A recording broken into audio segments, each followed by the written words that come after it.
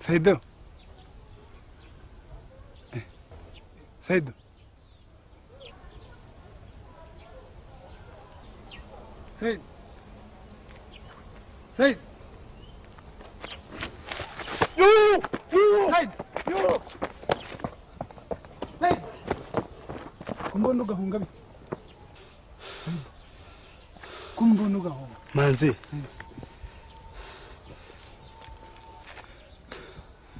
Ni wowe? Ni jewe rwose humura nta kibazo. Ni wapfuye? Reka da hapfuye Fabiola ntabwo ubizi.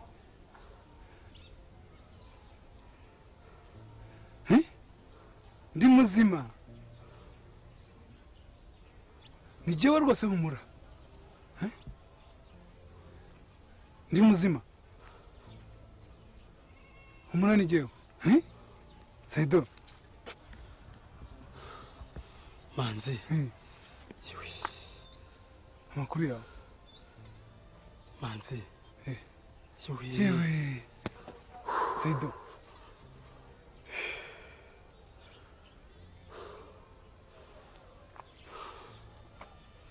Niko.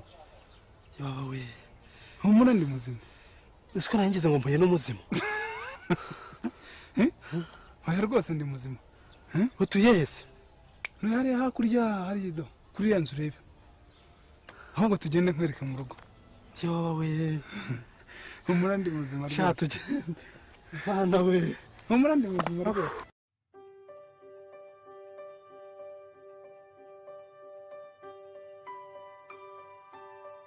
Numvaga neza mvuye n'umuzima. Ariko rwose.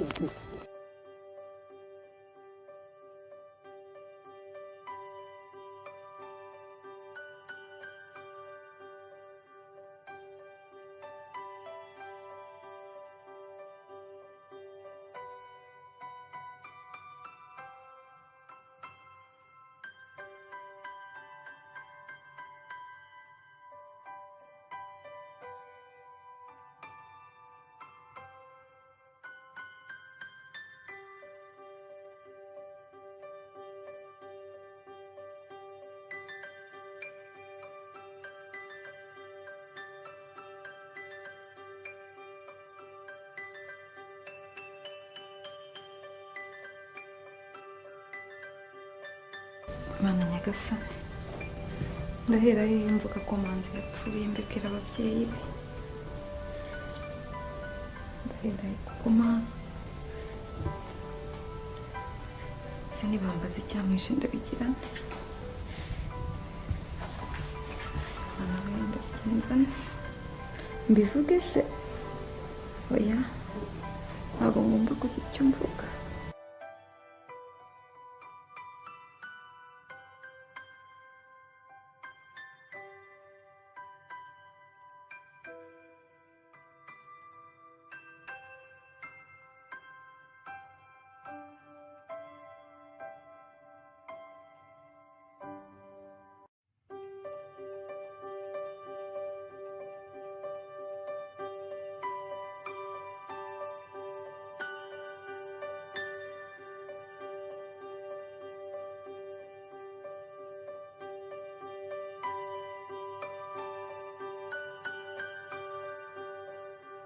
mba hafi mu bihe bikomeye ndagusabye uyu munsi ntuntererane Mana sinzi icyo ndi bukore sinzi icyo ndi buvuge se Mana ndabigirana ndakwinginze ngira icyo mfasha ntacyo mfite cyo kuvuga ndahera hehe mvuga Mana ikindi buvuge ndakwinginze ngirira impuhwe Mana we ese ndakora iki Mana ndakwinginze wintererana ndababwira iki ndavuga iki Mana ndakwizeye gira icyo ukora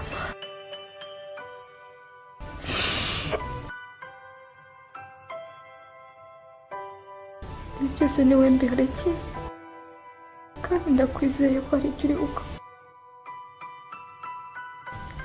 kuko ibyo wakoze birenze ibiki ni byinshi Mana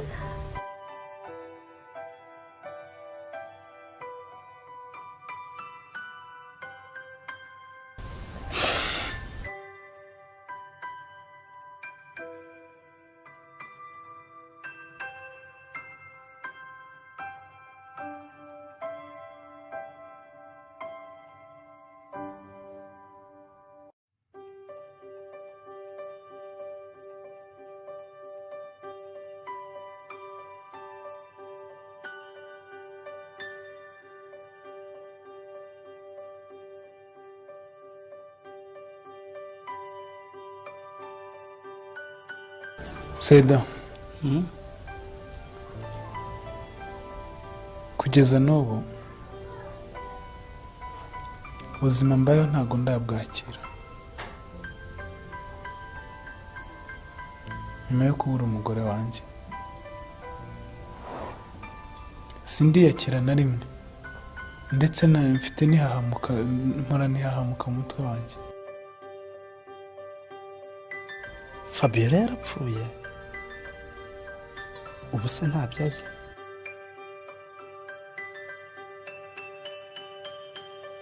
Ibintu byageze no mu rukiko, bimubwire se? Oya, aka ni agakino, ni ukwihangana gusa mu buzima bwe.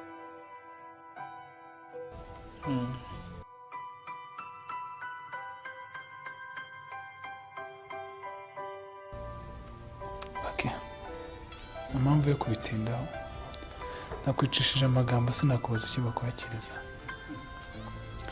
Shela, babibaza umushyitsi icyo afata. Uyu ni Sheria.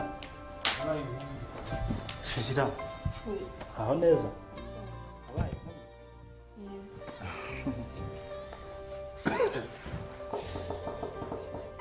Dadi nari mbitabye. Baza umushyitsi icyo abasha umuzanire. Tubakiriza iki? Citro. Tonto wowe muzanire iki? It's okay, I'm fine. Okay.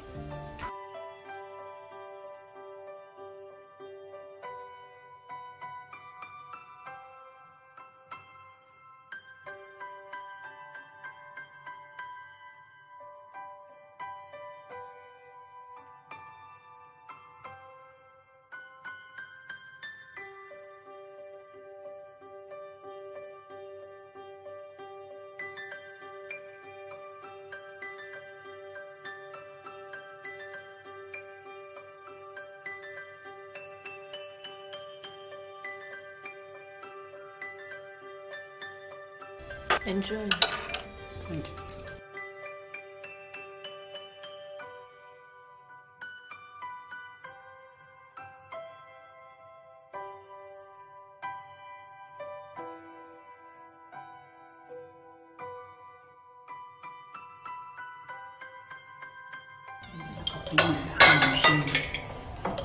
Dore aka kayiko nyabyo.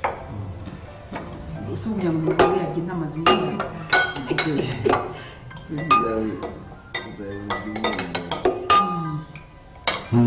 Ni ukuri abakiri babaho neza mu buzima bworoshye. Uterura amasahani ugira gutya dore kano kantu karantangaje ni ukuri. Yewe umwana wanjye yarabwubatse. Muryoherwe. Murakoze kandi twese hamwe.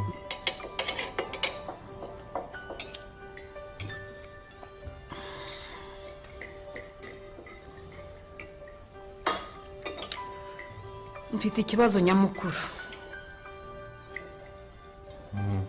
Ikibazo bwoko ki? Turashimira Imana ko twatahutse amahoro.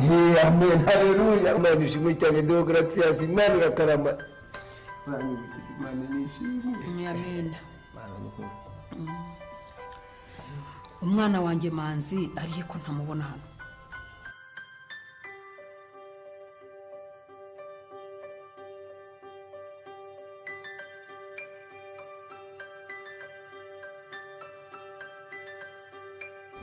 Ko murebana mukaba mutatubwira.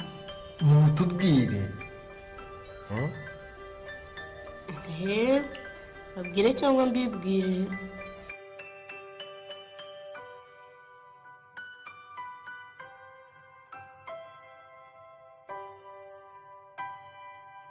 Nimbaze kuvuga ngiye kubabwira.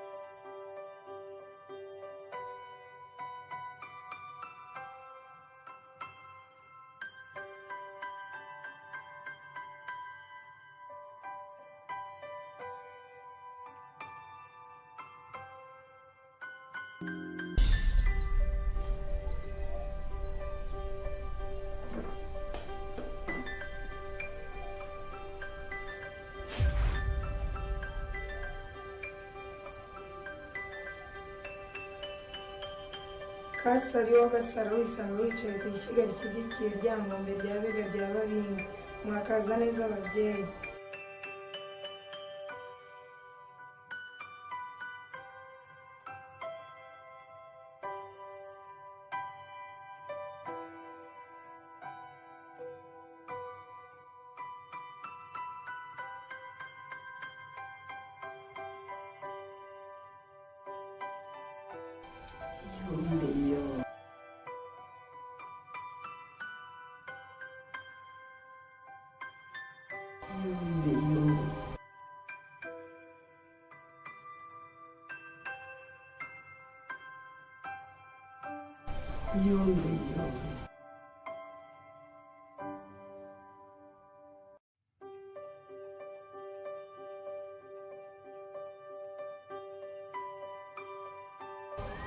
mwana wa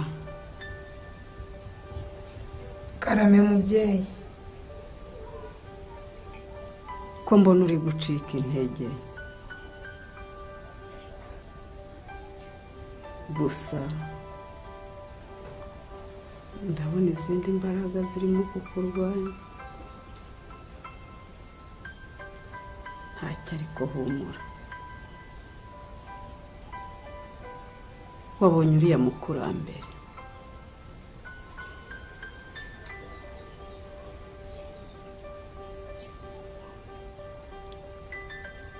ntumugaye igihagararo, afite imbaraga zidasanzwe.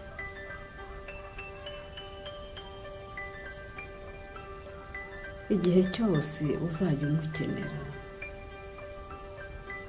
azagufasha. iyo mbeho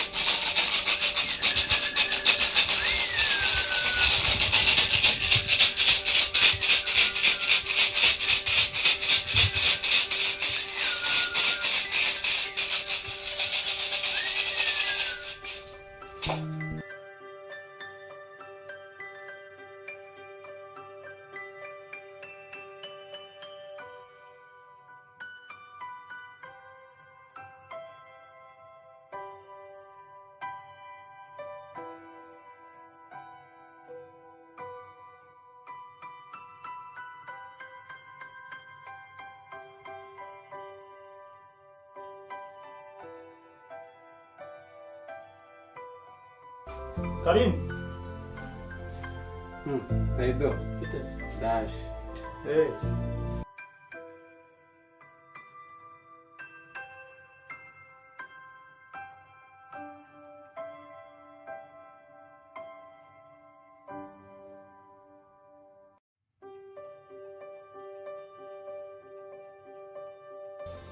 Biteze. Yesu ashimwe. Ahimbaza. Makuru kiza. Isa. Ngwera. Ndavuze ngo reka nze nkurebe hakiri kare mu gitondo. Utari wagenda tutabonanye.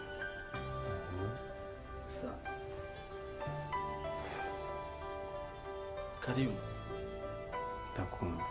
Ngufitiye inkuru. Inkuru? udasanzwe se wa musaza se yavuye kwa wa mupfumu umusaza Karimu ndakumva uzi ko nahuye na Manzi ye kwaciye na Yesu abazimu bashyi wapfuye se yazutse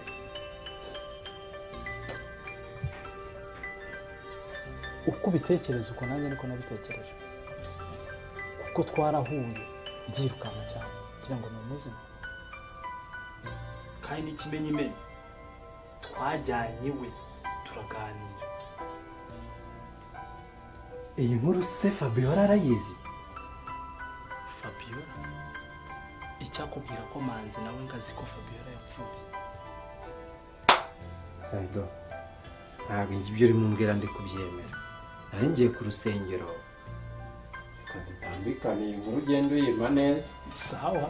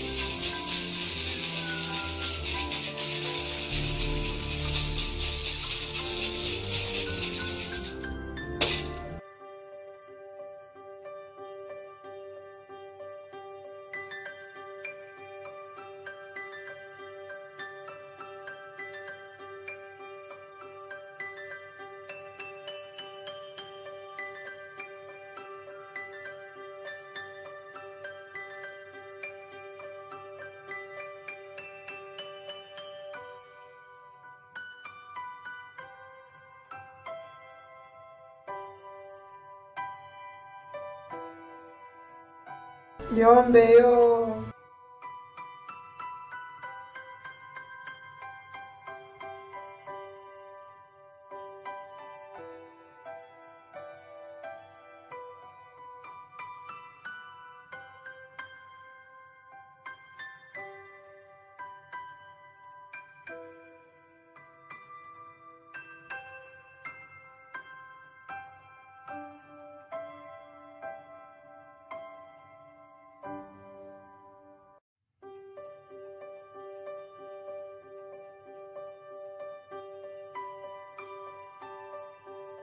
ariko se koko mana yarapfuye ariko se kiriya gituro cyaba ari icyande oya ndabizi neza yarapfuye ariko se ubu nakora iki mana ko nkomerewe ndakwinginze mana ntabara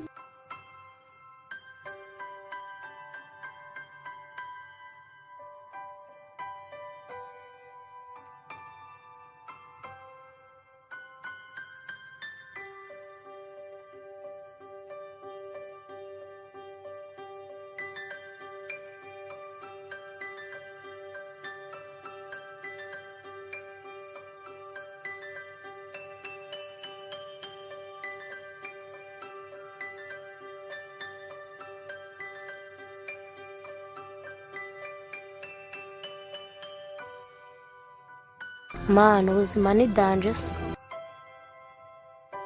mwana ndagaswe hano harimo swingi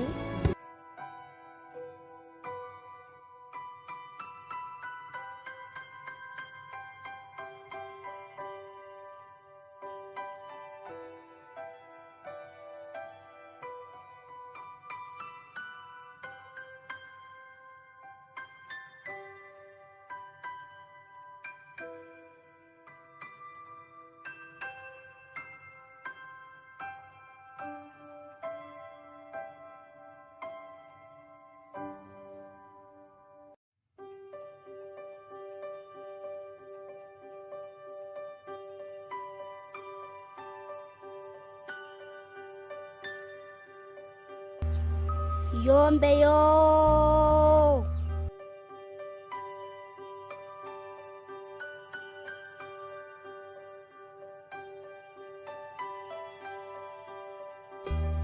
Yombe yo.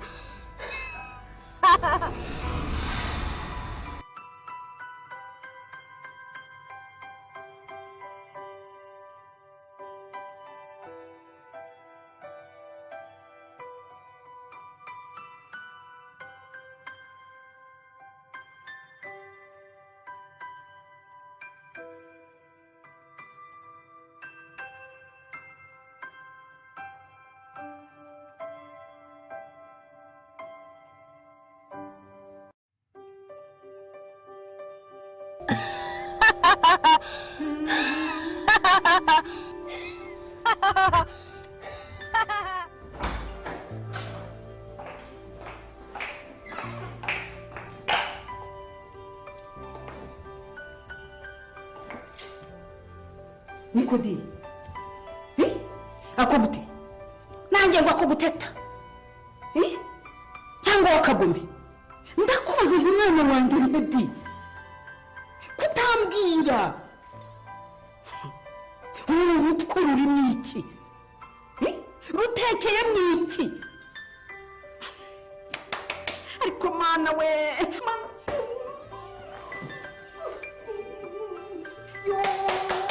Mana we, manzi bana wanjye, manzi. Mana we, umwana wanjye bana wanjye. Wambabariye ukambwira aho umwana wanjye ari. Manzi mwana wanjye uri he?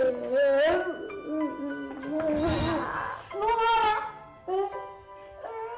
Mana we.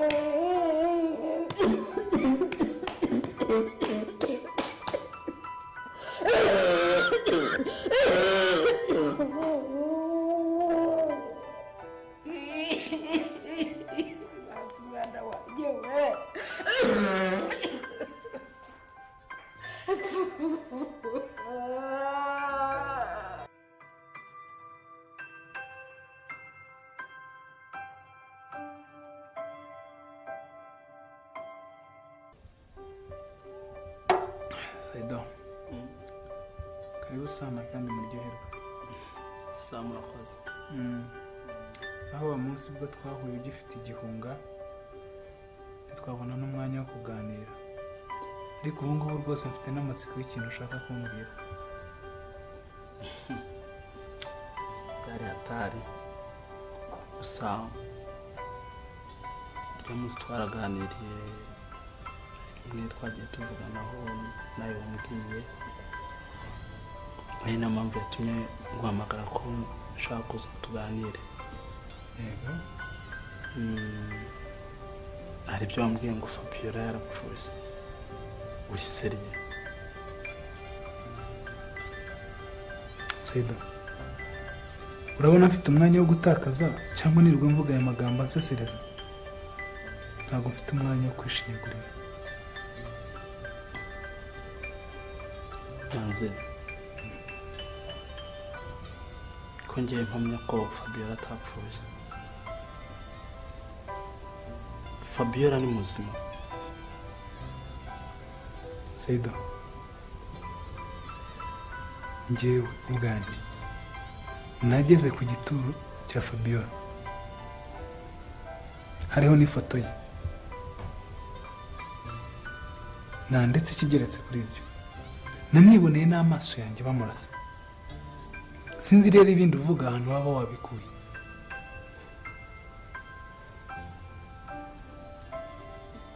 manzi ndagira ngo mbwire ko Fabiola ari muzima. Seda, niba ari ibyo byakuzinduye,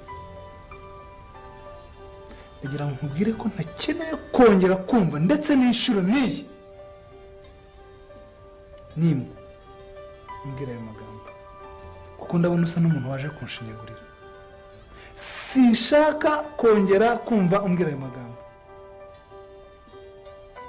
kandi ntabwo nkeneye kumva icyo kiganiro nanone.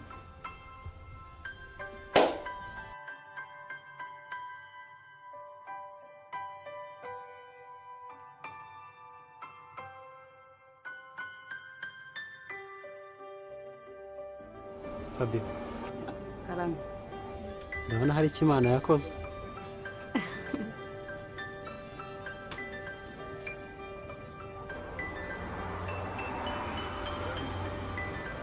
Fabio, Karame. umeze neza?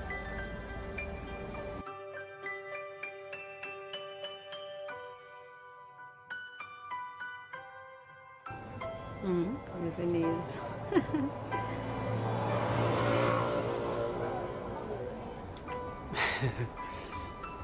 Fabio, hari ikibazo ufite wajya umbwira, nakora ibishoboka byose ariko sinkakubona ubabaye.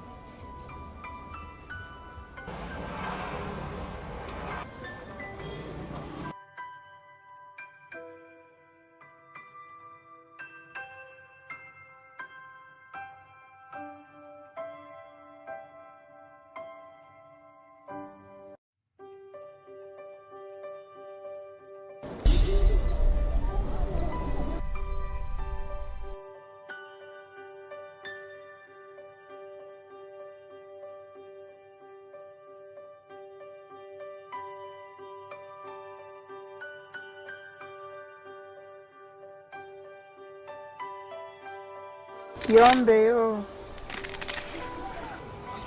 Mutoni. Karame mubyeyi.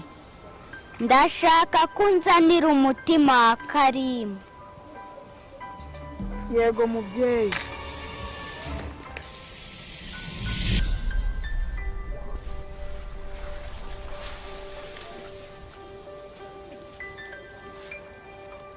ko muto ko ari uvuga ngo Yombeyo wavuganaga nande?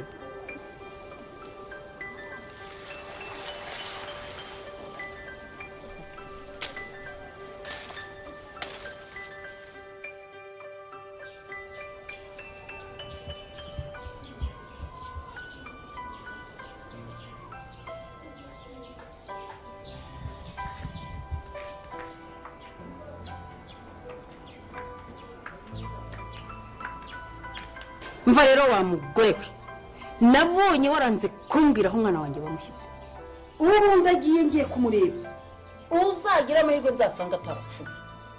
Nisanga umwana wanjye yarapfuye, amagufa ye nzayakurisha.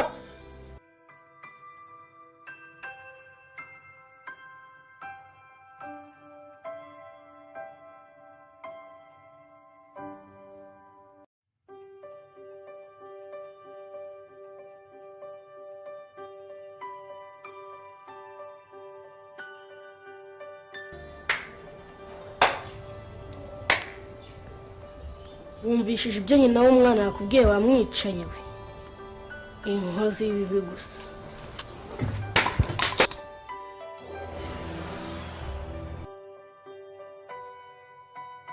Ikindi gihe utazongera kunkozaho ibyo biganza byawe, utazatuma nkubahuka, nuguringirwa mama gusa.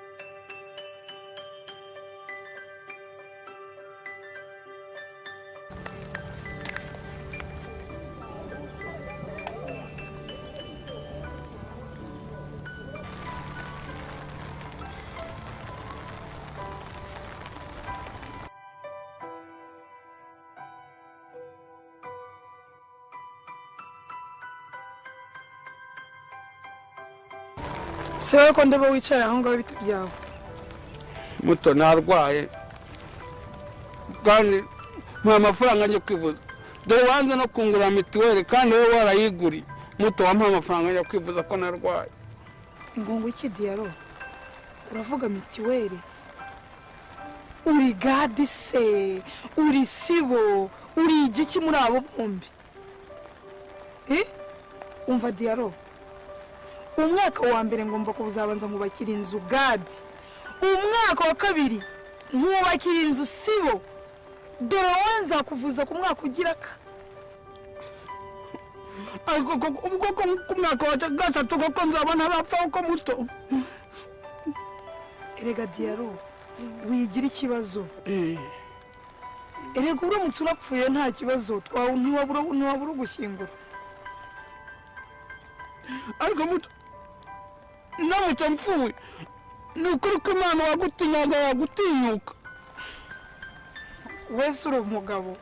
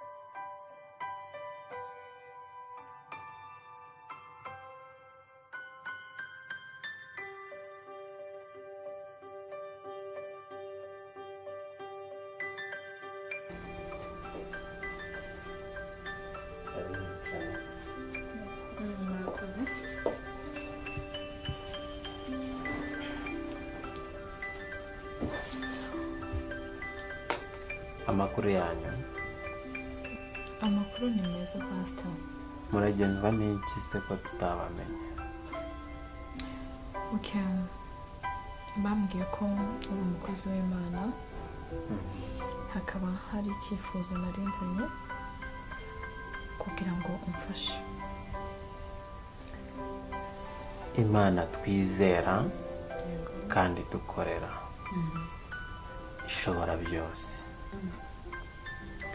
kuri yo byose birashoboka nta na kimwe kiyinanira ariko icya mbere ni ukwizera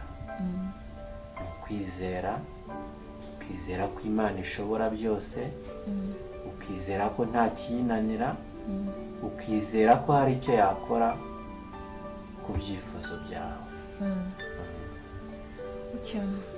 ubusanzwe ntabwo nakwibwiye ariko banyita Uwamahoro Diane nta muryango ngira akaba aricyo cyifuzo nagira ngo umfashe unakereke Imana yawe ihindura amateka ku buzima bwanjye.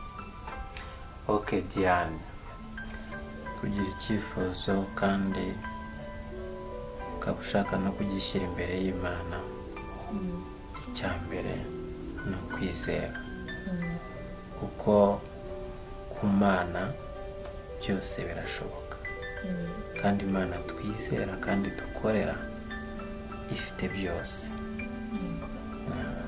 Wanyemerera rero icyifuzo cyawe nkagishyira imbere y'Imana. Jyana ikiganza cyawe. Mana yacu yo mu ijuru, Mana isumba byose, Data wa twese, mu izina rya Yesu Kristo ndakwereka uyu mushiki wacu afite icyifuzo imbere yawe Mana. Aguhisemo, yemera kukwizera, yemera ko ushobora byose, akaba yemeye gushyira icyifuzo imbere yawe. Mana yo mu ijuru, uri byose, uri hejuru ya byose kandi nta kikunanira. Ubasha kumubera umubyeyi, ntazongere kuganya ukundi. Mu izina rya Yesu Kristo ndamukweretse rero kugira ngo umubere igisubizo. Mana yo mu ijuru, ndizeye ko byose ubishobora, nta kikunanira. Byose mbisabye nizeye mu izina rya Yesu Kristo umwami wacu. Amen. Icyo usabwa gusa ni ukwizera. Imana ishobora byose, nta na kimwe kidashoboka kuri yo. Icyo nakubwira gusa ni uko wakomeza kuyegera, ugakomeza gusenga, ukaba hafi y'Imana, ibindi byose bizashoboka. Nuko rero nagiye kuri polisi kubaza ikibazo cya Manzi, bambwira ko bakizi, yewe ngo ko n'umugore we yafunzwe.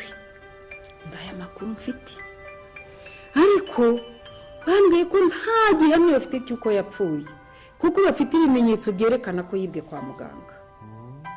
None se waretse tugakomeza tukashakisha, wenda ko yaba akinariho.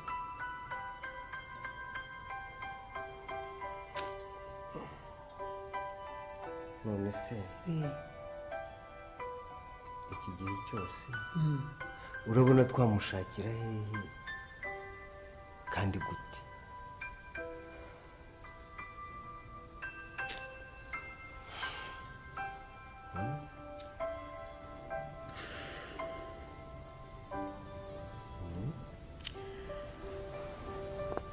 Mfite igitekerezo. Kera tukiri mu nkambi ko twumvaga amatangazo arangisha ababo kandi bakaboneka. Waretse tugatanga itangazo kuri televiziyo, hashobora no kutubona akamenya ko tukiriho kandi ko twaje. Ibyo ntibyadufasha. Cyane cyane ko nuhiriye mu nzu ntayahada kubita imitwe. Ariko aramutse natubonye yagira igishyika cyo kuza kutureba. Nyamara icyo ni igitekerezo ni ukuri.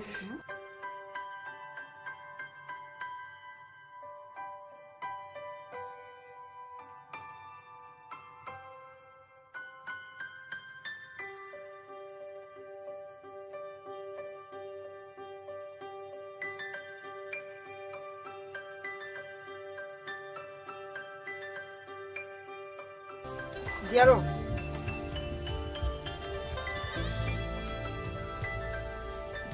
Diaro.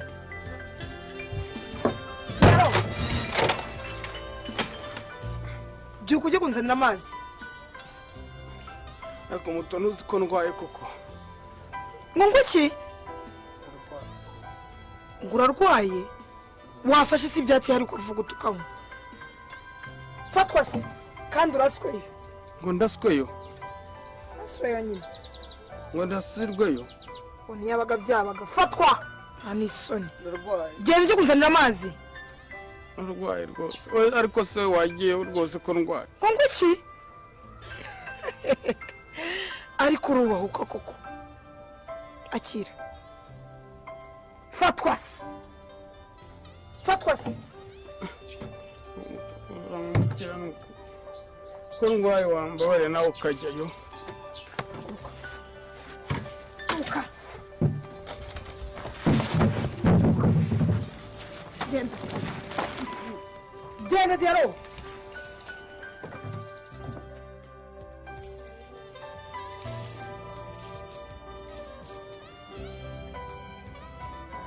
Halo? Oui. Mu rugo?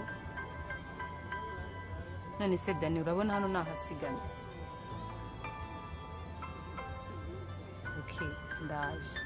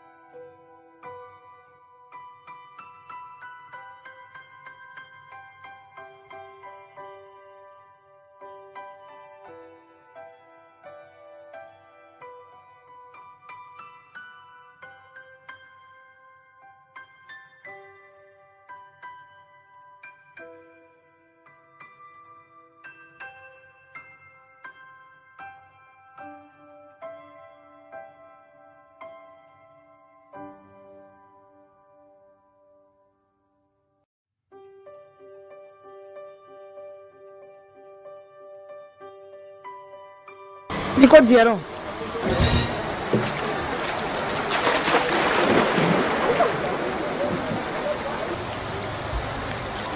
Ko nagutumye amazi ya kano nigeze ngutuma ibiziba.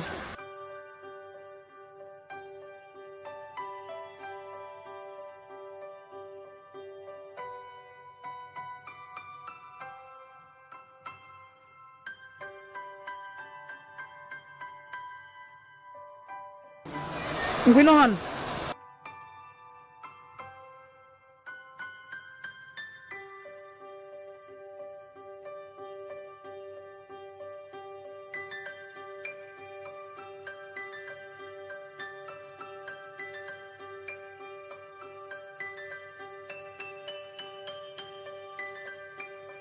Kokama.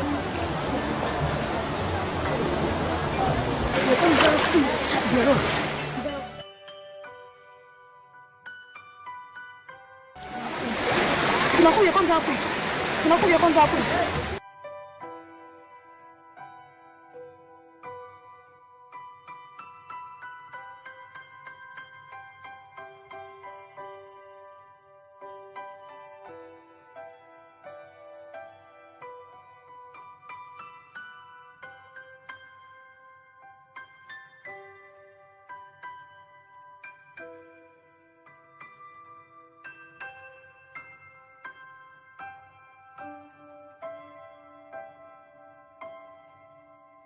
Babyeyi rero murakoze kunyakira hano mu rugo rwanyu. Genda Vitali Bizimana nkaba ndi umunyamakuru kuri televiziyo. Mu minsi itambutse rero twumvishe yuko muri mu banyarwanda bamwe leta yacu ifatanyije na wa muryango mpuzamahanga ushinzwe gucyura impunzi babafashije gutahuka mu rwababyaye. Akaba ari mu rwo rwego twari twifuje kubagenderera kugira ngo tuganire by'umwihariko munatubwira uburyo hakurya mu nkambi ubuzima bwari bwifashe ndetse mutubwire uburyo bwifashe muri iyi minsi mumaze gutahuka mu rwababyaye. Reka mpere kuri uyu mubyeyi wicaye mu maso bwanjye. Murakoze. Nawe ubuzima bwo mu nkambi ubwo ni bubi cyane. Isuku nke, umwanda, imirire, yewe oya ubuzima bwo mu nkambi burakabije. Naho rero ibyerekeye hano ni ukuri abantu baratwakiriye baradusuye badufashe mu mugongo. Twari dufite ibihuha ko mu Rwanda nta muntu n'umwe uhari, yewe n'abahari ari abanyamahanga bavuga izindi ndimi. Ariko twaratangaye tugeze inaha uhura n'umuntu atiyeza kuzwe amashyo muraho, dusanga twari twaratakaye. Ariko ni ukuri ubuzima bwo dufite ubu nibyo tubona, turi imihanda, amazu meza, amavuriro, amashuri, yewe oya ibibazo byo ko tubanye n'abantu ni byiza cyane. Mubyese wowe urabona bimeze gute mu mibereho y'iki gihe mu bisanzwe? Mwana wa kugira ngo nongere nsubire nibuke ibyiriye twavuye, oya kuko ni ahantu habi, mwana wanjye haracucitse ntitugira abadusura nk'uko ubu ngubu wadusuye urumva ni ubuzima mbese bubabaje nawe se ugira ngo muri zuba aka kambaro ubona nambaye mwana wanjye nari narigeze nkambara naramisaga narakarabaga ashwi urumva naho ubundi aha mu Rwanda rwacu ni heza pe gusa ikibazo ni kimwe ikibazo cyangasha umutima gituma tudasinzira ni umuhungu wanjye Manzi rega twabuze umwana Manzi rero twaramubuze abo bantu uko bazaga kudusura nk'uko yabikubwiye nkababaza uyu nguyu akababaza batireka da none umwana twaramubuze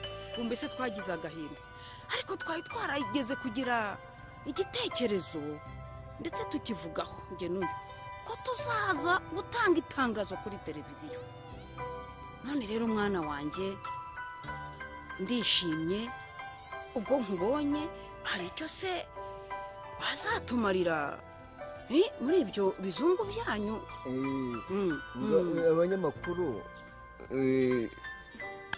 murakora natwe kuza twafashijwe n'itangazamakuru amakuru y'inaha twayamenye ku bw'itangazamakuru namwe mudufashije mwadutangira itangazo mukamumenyesha ko duhari ahara abaramutse ariho yagira igishyika akaza kutureba uwo mwana harya mwambwiye ko yitwa nde yitwa Manzi Drake mwaba mwaratandukaniye se mu nkambi cyangwa mwamubuze mugezemo twaje tuzi ko ariho n'amakuru twari dufite nuko yari ariho twaje ariwe dusanga murakoze rero kuba tuganiriye nk'uko nabibabwiye ko ndi umunyamakuru mu nshingano zacu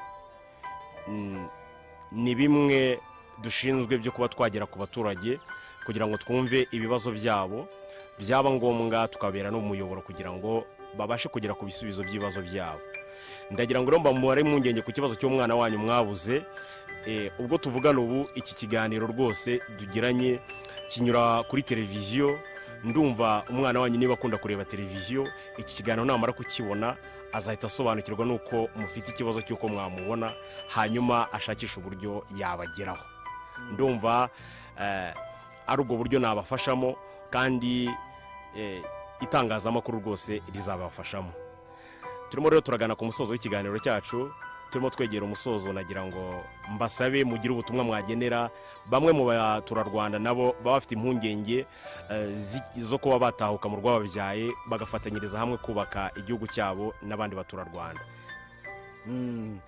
abo rero bakiri hanze bo natwe tukiriyo twikangaga baringa nibaringa rwose n'ibyo bihuha baba bakira rwose nabashishikariza gutaha natwe dutashye twabonye ko twasigaye ubu se natwe dufite aho tugeze batahe rwose mu Rwanda ni amahoro hari umutekano hari amashuri abantu baravuzwa yewe nta kibazo ibyo nakubwira ni byinshi ariko nabakangurira gutahuka mu rwababyaye bakaza rwose batishisha ntibakomeze kujya bumva ibihuha nk'ibyo twumvaga turiyo ahubwo bakajya bakurikira amatangazo yo kuri radiyo kuko natwe niyo yatumye tuza bagatahuka mu Rwanda ni amahoro mu Rwanda dufite umutekano murakoze rero kubw'ikiganiro tugiranye ndabona twerekeza ku musozo wacyo mbashimiye uburyo mwanyakiriye inshuti rero mwari mukurikiye ikiganiro kuri televiziyo naha tugicumbikiye tuzongera gusubira ubutaha gusa mugumye muryoherwe n'ibindi biganiro televiziyo yabageneye mugire ibihe byiza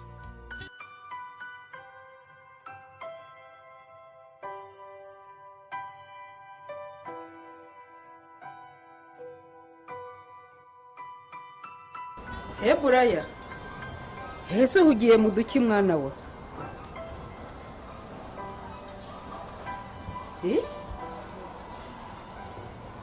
kutambwira ndabona ufite utubuye bashaka gutera inyoni